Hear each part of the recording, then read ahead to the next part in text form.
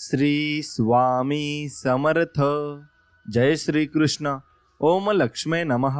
मित्रांनो, अशाच माहिती ऐकण्यासाठी आपल्या व्हिडिओला एक लाईक करा आणि आपल्या चॅनलला सबस्क्राईब करून बाजूला असलेली घंटी नक्की दाबा. याने तुम्हाला आपले व्हिडिओ सर्वात अगोदर मिळतील.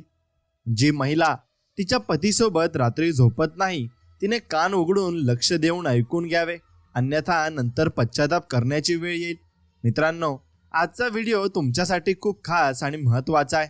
आजचा विषय थोडा वेगळा असला तरी अत्यंत महत्त्वाचा आहे. सध्या सामाजिक दृष्टिकोनातून विचार केला तर हा विषय खूप महत्त्वाचा आहे. आजचा विषय आहे, जी स्त्री रात्री आपल्या पतीसोबत शयनकक्षात म्हणजेच बेडरूममध्ये झोपत नाही किंवा पतीला सोबत झोपू देत नाही, तिला नंतर पश्चाताप का करावा लागतो, असे का होते, याची सविस्तर माहिती आपण या व्हिडिओतून जाणून घेणार आहोत. सर्वसाधारणपणे असे म्हटले जाते की पती पत्नीने एकत्र झोपले पाहिजे, पण खरंच पती पत्नीने एकत्र झोपणे आवश्यक आहे का? आणि जर वेगळे झोपले तर काय होईल? मित्रांनो, या व्हिडिओत आपण जाणून घेणार आहोत की पत्नीने पतीसोबत झोपणे का महत्त्वाचे आहे. आम्ही तुम्हाला हे एका कथेद्वारे समजावून सांगणार आहोत. तसेच मनुष्याच्या 3 प्रमुख चुका कोणत्या आहेत हेही पाहणार आहोत. या अशा चुका आहेत ज्या मनुष्य जाणून बुजून करतो आणि ज्याचे परिणाम त्याला नंतर भोगावे लागतात. मित्रांनो, फक्त एक विनंती आहे, व्हिडिओच्या शेवटपर्यंत आमच्या सोबत राहा. जी कथा आम्ही तुम्हाला या व्हिडिओत समजावण्यासाठी घेऊन आलो आहोत ती नीट लक्षपूर्वक ऐका आणि भगवान श्रीकृष्ण तुमच्या सर्व इच्छा नक्कीच पूर्ण करतील. मित्रांनो, ही एक वेळची गोष्ट आहे. देवर्षी नारद नारायण नारायण म्हणत पृथ्वी लोकात भ्रमण करत होते. तेव्हा त्यांनी पाहिले की एक माणूस रात्रीच्या वेळी जंगलाकडे खूप वेगाने जात आहे आणि देवर्षी नारद त्या माणसाला पाहून आश्चर्यचकित झाले. ते विचार करू लागले की एवढ्या रात्री जेव्हा सगळेच आपल्या आपल्या घरात गाढ झोपलेले आहेत, तेव्हा हा माणूस रात्री जंगलाकडे का जात आहे, असा विचार करत देवर्षी नारद त्या माणसाचा पाठलाग करू लागले. तो माणूस वेगाने पुढे जात होता आणि देवर्षी नारद आकाश मार्गाने त्याचा पाठलाग करत होते. काही वेळाने तो माणूस एका झोपडीजवळ पोहोचतो, जिथे एक अतिशय सुंदर स्त्री झोपडीच्या बाहेर उभी असते. ती स्त्री दिसायला अतिशय सुंदर होती. जेव्हा तिने त्या तरुण माणसाला येताना पाहिले तेव्हा ती म्हणाली, या मी खूप वेळेपासून तुमची वाट पाहत होते, तुम्ही खूप वेळ लावलात. तो तरुण माणूस उत्तर देतो, हे प्रिये, आज माझी पत्नी खूप उशिरा झोपली म्हणून मला येण्यास थोडा उशीर झाला. तेव्हा ती सुंदर स्त्री म्हणाली, काही हरकत नाही, तुम्ही आलात हेच माझ्यासाठी खूप महत्त्वाचे आहे. मला देखील माझ्या पतीला झोपवण्यात थोडा उशीर झाला, पण तरीही मी तुमच्यापेक्षा थोडी आधी आले. देवर्षी नारद त्या दोघांचे बोलणे ऐकत होते. तेव्हा ती स्त्री म्हणाली, चला आपण दोघे लवकर झोपडीत जाऊन आयुष्याचा खरा आनंद घेऊया. इतके बोलून ते दोघे झोपडीत गेले. हे पाहून देवर्षी नारद आश्चर्यचकित झाले. ते विचार करू लागले, पृथ्वी लोकातील स्त्री पुरुष जे विवाहाच्या पवित्र बंधनात अडकले आहेत, तरी ते आपल्या जीवनात साथीला धोका का देत आहेत? त्यांना थोडीही लाज वाटत नाही का? त्यांच्या कृतीची जरा देखील भीती वाटत नाही का? आपल्या पती आणि किंवा पत्नीसोबत विश्वासघात करणे किती मोठे पाप आहे. हा सर्व प्रकार पाहून देवर्षी नारद यांच्या मनात अनेक प्रश्न निर्माण झाले. त्या प्रश्नांची उत्तरं शोधण्यासाठी नारद नारायण नारायण जप करत आकाशमार्गाने कैलास पर्वताच्या दिशेने निघाले. काही वेळानंतर देवर्षी नारद कैलासावर पर्वतावर पोहोचले आणि जिथे भगवान शिव त्यांच्या आसनावर विराजमान होते. देवर्षी नारदांना पाहून भगवान शिव म्हणाले, या देवर्षी नारद, कैलास पर्वतावर तुमचे स्वागत आहे. यानंतर देवर्षी नारद भगवान शिवांना म्हणजेच भोलेनाथांना म्हणाले, देवा प्रणाम. तेव्हा भगवान शिव म्हणाले, हे देवर्षी नारद, आज अचानक कैलास पर्वतावर कसे येणे झाले? तुमच्या येण्याचे कारण काय आहे? देवर्षी नारद म्हणाले, हे प्रभू, आज मी पृथ्वी लोकात भ्रमण करत होतो, तेव्हा मी तिथे एक विचित्र घटना पाहिली. त्या घटनेने माझ्या मनात एक मोठा प्रश्न निर्माण केला आणि त्या प्रश्नाचे उत्तर शोधण्यासाठी मी तुमच्याकडे आलो आहे. कृपया माझ्या या प्रश्नाचे उत्तर देऊन माझी शंका दूर करा. ही तुमची माझ्यावर कृपा असेल. भगवान शिव म्हणाले, हे देवर्षी नारद, तुम्ही निसंकोच होऊन तुमचा प्रश्न विचारा. मी नक्कीच तुमच्या शंकेचे निरासन करीन. भगवान शिवांच्या मुखातून हे ऐकताच देवर्षी नारद म्हणाले, हे प्रभू, मी तुमच्याकडून जाणून घेऊ इच्छितो की काही स्त्रिया आपल्या पतीसोबत झोपत नाहीत.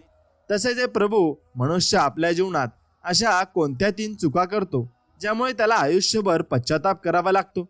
ज्या लोकांनी या 3 चुका केल्या नाहीत त्यांचे जीवन नेहमी आनंदाने भरलेले राहते. मनुष्याने आपल्या आयुष्यात कोणते 3 कार्य कधीही करू नये. भगवान शिव देवर्षी नारदांचे बोलणे ऐकून म्हणाले, हे देवर्षी नारद, आज तुम्ही समस्त मानव जातीच्या कल्याणासाठी अतिशय महत्त्वाचा प्रश्न विचारलाय. हा प्रश्न प्रत्येक मनुष्याने एकदा तरी जाणून घेतला पाहिजे. काही लोक तरुणपणात केलेल्या चुकांमुळे आपले संपूर्ण जीवन बर्बाद करतात. जे लोक आपले जीवन आनंदी ठेवू इच्छितात त्यांनी या गोष्टी जाणून घेणे खूप महत्त्वाचे आहे. भगवान शिव पुढे म्हणाले, हे देवर्षी नारद, आता मी तुम्हाला एक महत्त्वपूर्ण आणि ज्ञानवर्धक कथेद्वारे या प्रश्नांची उत्तरे देणार आहे. तुम्ही कथा लक्षपूर्वक ऐका. भगवान शिवांच्या मुखातून हे ऐकताच देवर्षी नारद म्हणाले, हे प्रभू, मी ही कथा लक्षपूर्वक ऐकेन. कृपया तुम्ही कथा लवकर सुरू करा. मी तुम्हाला वचन देतो की मी कथा सुरुवातीपासून शेवटपर्यंत नक्कीच ऐकेन. तसेच हे प्रभू, या कथेचा प्रसार मी सर्व लोकांमध्ये करीन. यानंतर भगवान शिव कथा सुरू करतात आणि म्हणतात, हे देवर्षी नारद, ही फार पूर्वीची गोष्ट आहे. एका नगरात एक शेतकरी राहत होता. त्याला एक मुलगा होता ज्याचे नाव गजानन होते. तो शेतकरी खूप मेहनती आणि श्रीमंत होता. त्याला त्याच्या शेतीतून चांगले धान्य मिळत असे. तो काही धान्य बाजारात विकून पैसे मिळवत असे आणि उरलेले धान्य घरी साठवत असे. त्यातून तो आपल्या गरजा पूर्ण करत असे. शेतकरी आपल्या मुलावर गजाननवर खूप प्रेम करत असे. त्याने त्याला खूप स्वातंत्र्य दिले होते. पण अधिक स्वातंत्र्यामुळे गजानन बिघडला होता, वाया गेला होता. म्हणतात ना, मुलांना खूप स्वातंत्र्य दिले तर ते चुकीच्या मार्गावर जातात. हेच गजानन सोबत झाले. तो चुकीच्या संगतीत गेला आणि जुगार खेळू लागला. लहान वयातच त्याने आपली कामवासना शमवण्यासाठी वैश्येकडे जाण्यास सुरुवात केली. एका दिवशी शेतकऱ्याला समजले की त्याचा मुलगा जुगार खेळतो, वैश्येकडे जातो आणि दारूही पितो. तो व्यसनी झाला आहे. शेतकऱ्याला हे समजल्यावर खूप दुःख झाले. त्याने विचार केला की हे सर्व गजाननला दिलेल्या खूप स्वातंत्र्यामुळे झाले आहे. त्यांनी ठरवले की आता त्याच्या मुलाचे लग्न लावून द्यावे. शेतकऱ्याने विचार केला की लग्नानंतर जेव्हा त्याची पत्नी घरी येईल तेव्हा ती त्याला समजावेल.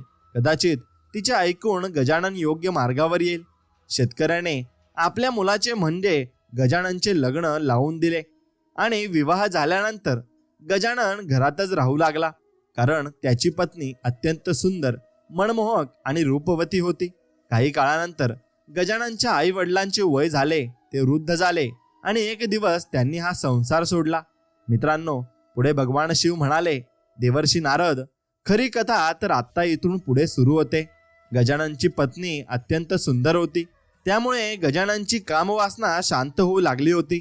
पण जुगार खेळण्याची सवय काही केल्या गेलेली नव्हती. गजानन जुगारात आपली संपूर्ण संपत्ती गमावून बसला. त्याच्याकडे काहीच उरले नव्हते, ना पैसा ना कोणतेही कौशल्य. एके दिवशी त्याची पत्नी त्याला म्हणाली, आता आपल्याकडे काहीही शिल्लक राहिलेलं नाही. तुम्ही राजाकडे जा आणि तिथे काहीतरी काम शोधा, जेणेकरून आपले जीवन चालवता येईल. तेव्हा भगवान शिव म्हणाले, हे देवर्षी नारद, समजण्यासारखी गोष्ट आहे की जर एखाद्या व्यक्तीने राजाकडे नोकरी मागायला जायचे ठरवले तर राजा आधी विचारतो की तो व्यक्ती काय करू शकतो. जर तुमच्याकडे चांगले कौशल्य असेल तर राजा तुम्हाला नोकरी देईल किंवा किमान एखाद्या कामावर ठेवेल, जेणेकरून त्यालाही त्याचा उपयोग होईल. पण जर काहीच नसेल तर राजा त्या व्यक्तीला निरुपयोगी समजून तिथून काढून टाकतो. माणसाचे कौशल्य हेच त्याची खरी ओळख असते. भगवान शिव पुढे म्हणाले, गजाननकडे मात्र काहीच नव्हते, ना पैसा ना कौशल्य. तो आपल्या जीवनाच्या अशा वळणावर पोहोचला होता जिथे माणसाच्या हाती फक्त पश्चातापच उरतो. गजाननला 2 मुलगे होते ज्यांचे लग्न लावायचे होते. त्याला पैशांची खूप गरज होती, पण त्यांच्याकडे काहीही उरले नव्हते. त्यांचे घर चालवणे अत्यंत कठीण होऊन बसले होते. गजानन दाण्यासाठी मोहताज झाला होता. त्याने आपल्या शरीरातील सर्व शक्ती ही नष्ट करून टाकली होती.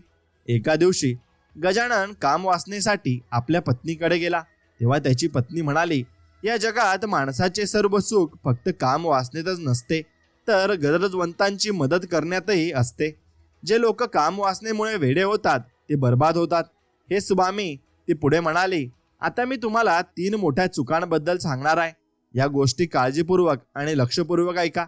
माणूस बहुतेक वेळा या 3 चुका करतो आणि काही लोक अनावधानाने करतात तर काही मुद्दामून करतात. पण जे लोक या 3 चुका करतात ते आयुष्यात पूर्णपणे बर्बाद होतात.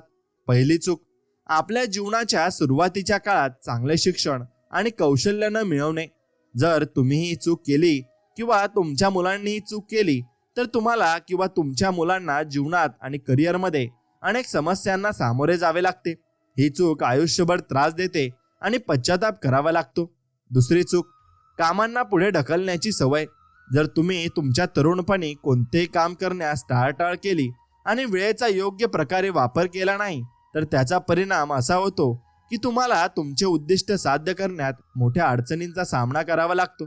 तिसरी चूक, चुकीच्या संगतीत पडणे. तरुणपणी चुकीच्या संगतीत जाणे आणि वाईट सवयींना बळी पडणे हे तुम्हाला यशस्वी होण्यापासून रोखते आणि बर्बादीकडे नेते. या चुकांसोबतच सर्वात महत्त्वाची गोष्ट म्हणजे तुमच्या आरोग्याकडे दुर्लक्ष करणे. जर तुम्ही तुमच्या तरुणपणी शारीरिक आणि मानसिक आरोग्याकडे लक्ष दिले नाही तर पुढे अनेक प्रकारच्या आजारांना सामोरे जावे लागू शकते. त्यामुळे तुमच्या आरोग्याची विशेष काळजी घेणे खूप महत्त्वाचे आहे. गजाननची पत्नी पुढे म्हणाली, तुम्ही तुमच्या जीवनाची सुरुवात चुकीच्या मार्गाने केली, त्यामुळेच आज तुम्हाला या अडचणींना सामोरे जावे लागते आहे. आता मी तुमच्यासोबत रतिक्रीडा करू इच्छित नाही. मला तुमच्यासोबत झोपायचेही नाही आणि तशी इच्छा सुद्धा नाही. आता वय अर्ध्यापेक्षा अधिक झाले आहे. मी भगवंताच्या सेवेत विलीन होऊ इच्छिते. भगवंत नक्कीच आपली मदत करतील. हीच वेळ आहे की आत्म्याला परमात्म्याशी जोडावे. बाल्यावस्थेतून तरुणाईपर्यंत लोकांचे जीवन ब्रह्मचारी असते. ब्रह्मचार्यानंतर ते वैवाहिक जीवनात प्रवेश करतात आणि वैवाहिक जीवनात दाम्पत्य पुत्र सुखाची कामना करतात. पुत्र झाल्यावर सून मिळवण्याची इच्छा करतात. मग ते वृद्ध होतात आणि पुन्हा त्या ब्रह्मचारी जीवनात परत जातात जिथून त्यांनी वैवाहिक जीवनाचा प्रवेश केला होता. त्यामुळे आता ब्रह्मचार्य जीवनात जाणेच योग्य आहे. जसे आपण आपले तारुण्य वाया घालवले तसेच वृद्धापकाळात वाया घालवू नका. गजाननची पत्नी म्हणाली, पूजा, ज्ञान, भजन आणि सत्संग करणे महत्त्वाचे आहे. मी स्वतःला वाया जाऊ देऊ इच्छित नाही. आता तरी तुम्हाला कळले असेल की मी तुमच्यासोबत कामवासनेत सहभागी का होऊ शकत नाही आणि रतिक्रिया का करू इच्छित नाही. आता आपले एकच उद्दिष्ट आहे, आपल्या मुलांचे लग्न करून देणे. तुम्ही कामवासना विसरून मेहनतीवर लक्ष केंद्रित करा. भगवंत नक्कीच आपले ऐकतील. भगवान शिव पुढे सांगतात, देवर्षी नारद, गजाननच्या पत्नीने योग्यच म्हटले होते. जे लोक माझ्याशी सत्याने जोडले जातात त्यांना कधीच कोणत्याही गोष्टीची कमतरता भासत नाही. मग एके दिवशी काय झाले, एक वृद्ध स्त्री गजाननच्या घरी आली. ती वृद्ध स्त्री गजाननच्या पत्नीला आपली संपूर्ण संपत्ती देऊन टाकते आणि तिच्या घरी राहायला लागते. ती म्हणते, माझ्या संतती नाहीत, तूच मला माझ्या धनाचे रक्षण कर. मला 2 वेळच्या जेवणाची सोय झाली तर ते पुरेसे आहे. त्या वृद्ध स्त्रीने गजाननच्या घरी राहायला सुरुवात केली. गजाननने आपल्या दोन्ही मुलांचे लग्न लावले आणि संपूर्ण कुटुंबासह आनंदाने राहू लागला. भगवान शिव पुढे सांगतात, देवर्षी नारद, त्या वृद्ध महिलेच्या संपत्तीमुळे गजाननच्या कुटुंबाची परिस्थिती सुधारली. त्याच्या घरी पैसे आले, परंतु गजानन मात्र चुकीच्या मार्गाने जाऊ लागला. त्याच्या पत्नीने त्याच्यासोबत झोपण्यास नकार दिला आणि कामवासनेत सहभागी होण्यासही नकार दिला. यामुळे गजानन दुसऱ्या मार्गावर गेला आणि जो त्याच्यासाठी अत्यंत चुकीचा ठरला. गजानन एका रात्री स्त्रीच्या प्रेमजाळ्यात अडकला, कारण त्याची पत्नी त्याच्यासोबत झोपत नव्हती, त्याला सोडत नव्हती आणि त्याच्या कामवासनेला शांत करण्यासाठी प्रतिसाद देत नव्हती. रात्री गजानन आपल्या पत्नीला झोपवल्यानंतर गावाबाहेर एका झोपडीत जात असे. तिथे तो दुसऱ्या स्त्रीसोबत कामवासना शांत करत असे. रतिक्रिया झाल्यानंतर ते दोघे आपापल्या घरी परतत. भगवान शिव म्हणतात, हे देवर्षी नारद, माझ्या म्हणण्याचा अर्थ असा आहे की स्त्रियांनी आपल्या पतीचा असा त्याग करू नये जसा गजाननच्या पत्नीने केला. जर एखादी स्त्री आपल्या पतीसोबत झोपणे सोडून देते आणि रतिक्रिया थांबवते तर पती चुकीच्या मार्गावर जातोच. त्याच्यासोबतच जर पती व्यसनाधीन असेल आणि पत्नीकडे लक्ष देत नसेल तर पत्नी देखील चुकीच्या मार्गावर जाऊ शकते. भगवान शिव पुढे म्हणाले, पत्नीने पतीला योग्य मार्गावर आणण्यासाठी त्याला हळूहळू समजावले पाहिजे. एकदम सर्व काही सोडून देणे योग्य नाही. जर पत्नीने पतीच्या शारीरिक आणि मानसिक गरजा पूर्ण केल्या नाहीत तर तीच पतीच्या व्याभिचाराला जबाबदार मानली जाते. स्त्री ही घराची आदिशक्ती आहे, त्यामुळे पतीलाही चुकीच्या मार्गावर जाण्यापासून रोखणे हे स्त्रीच्या हातात असते. शिव पुढे स्त्रियांसाठी 3 महत्त्वाच्या गोष्टी सांगतात. स्त्रीने आपल्या पतीसोबत रात्री विश्रांती घेणे, त्याच्या शारीरिक गरजा पूर्ण करणे सोडू नये. जर ती नकार देते तर पती दुसऱ्या स्त्रीकडे आकर्षित होतो. स्त्रीने पतीसोबत संवाद थांबवू नये. जी स्त्री पतीसोबत प्रतिक्रिया करत नाही ती पतीला व्यभिचाराच्या वाटेवर ढकलते. स्त्रीने पतीच्या सर्व इच्छा पूर्ण करायला हव्यात. ती हळूहळू त्याला योग्य मार्गावर आणू शकते आणि उत्तम पत्नी मानली जाते. शेवटी भगवान शिव म्हणतात, पत्नीने आपल्या पतीच्या कामवासनीला शांत केले पाहिजे, जेणेकरून पती परक्या स्त्रीच्या जाळ्यात अडकणार नाही. जर पती कामवासनीत अडकला असेल तर पत्नीने त्याला हळूहळू योग्य मार्गावर आणावे. त्याचबरोबर गजाननची पत्नी म्हणाली, पतीला चांगल्या सत्संगात घेऊन जावे, जिथे भगवंताची चर्चा चालू असते. अशा ठिकाणी त्याला नेले पाहिजे, जेणेकरून त्याच्या दूषित बुद्धीत सुधारणा होईल. तो भगवंताचे भजन करू शकेल आणि तपस्येत लीन होऊ शकेल. तेव्हाच पत्नीचे जीवन यशस्वी होते. ती पुढे म्हणाली, स्त्रीने भगवंताच्या वचनात लुप्त होऊन पतीला चुकीच्या मार्गावर जाऊ देणे योग्यच नाही. जर पत्नी पतीच्या शारीरिक संबंधांपासून पूर्णपणे दूर गेली आणि पती चुकीच्या मार्गावर गेला तर तेही योग्य नाही. पती पत्नी हे जीवनरूपी गाडीची दोन चाके असतात. जर एक चाक रस्त्यावरून भटकले तर गाडीला धक्का बसतो आणि ती योग्य प्रकारे चालत नाही.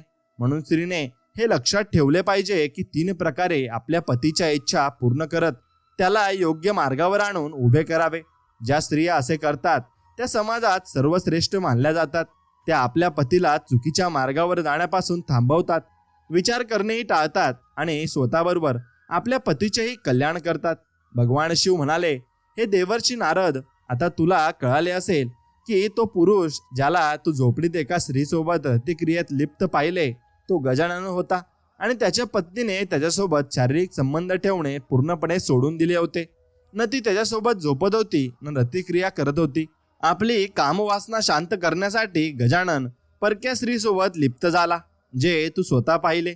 भगवान शिव पुढे म्हणाले, मित्रांनो, देवर्षी नारद आपल्या प्रश्नांची उत्तरे जाणून घेतल्यानंतर खूप प्रसन्न झाले. त्यांनी नारायण नारायण असा जप करत तिथून प्रस्थान केले. मित्रांनो, ही माहिती तुम्हाला कशी वाटली आम्हाला कमेंट करून नक्की सांगा. आणि माहिती आवडली असेल तर व्हिडिओला एक लाईक करा आणि चॅनलला सबस्क्राईब करा. भेटूया एका नवीन माहितीमध्ये. तोपर्यंत धन्यवाद. श्री स्वामी समर्थ. ओम नमः शिवाय.